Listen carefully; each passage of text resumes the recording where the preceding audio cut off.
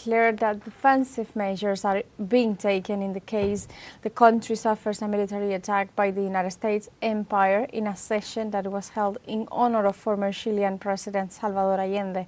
During the plenary session of the Extraordinary Congress of the United Socialist Party of Venezuela and its youth, President Maduro assured that popular preparation is underway with activation of the 47,000 communities to move from unarmed struggle to armed struggle only in case the U.S. imperialist aggression makes it necessary to defend the Bolivarian revolution.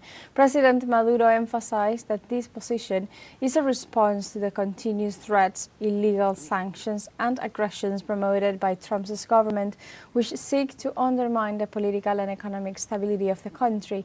In this sense, Maduro reaffirmed the commitment of the Venezuelan people to dignity, independence and their sovereign development, and the importance to work for global peace. And during the Extraordinary Congress of the United Socialist Party of Venezuela, PSUV, President Nicolás Maduro called for the activation of 260,000 territorial structures for the defense of the nation. In this regard, he proposed three central tasks: resolving the problems of the people without halting government administration, second, strengthening popular power and the communes, and third, preparing to move from non-armed forms of struggle to armed struggle if necessary, underscoring the historic responsibility of defending Venezuela's dignity. In Panama, citizens reject mining reopening while denouncing conflicts of interest between the current government and the company First Quantum. Panamanians gathered to denounce the attempts by José Raúl Mulino's government to violate the two rulings of unconstitutionality against the mining company First Quantum following attempts to reopen the mega copper mine. Citizens denounced that the most serious damage from the activity would be to water sources, since it rains a lot in Panama and soil erosion is high, making aquifers highly vulnerable to contamination. They also point out conflicts of interest between officials from the current and previous administrations and the company, which compromised Molina's decision to reopen the mine. In Ecuador, social movements took to the streets on Thursday to protest against the policies and bills promoted by President Daniel Noboa.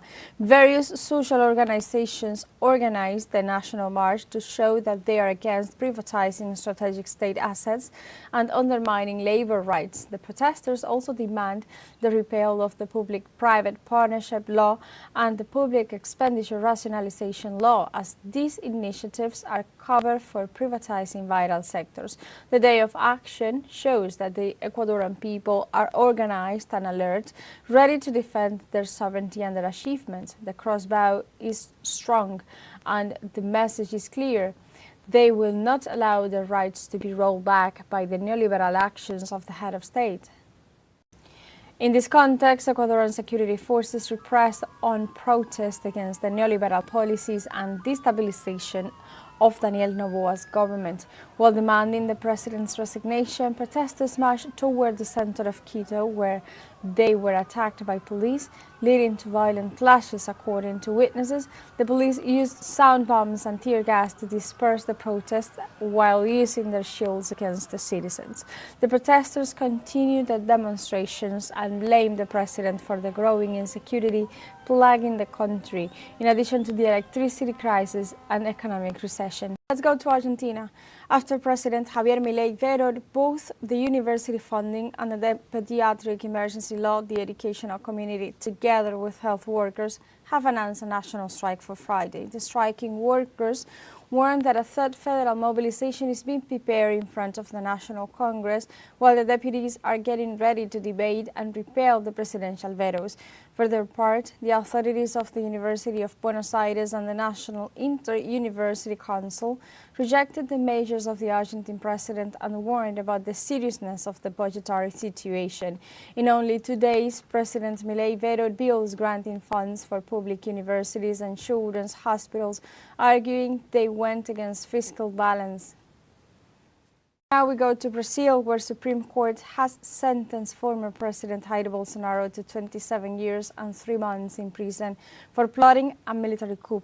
The third and decisive vote was cast by Justice Carmen Lucia Antunes, who found the former president guilty of seeking to forcibly clinch to power after losing the 2022 election. On Tuesday, two other justices, Alexandra de Moraes and Flavio Dino, also declared the 70-year-old politician guilty of leading what Moraes called a criminal organization that had sought to plunge the South American country back into dictatorship.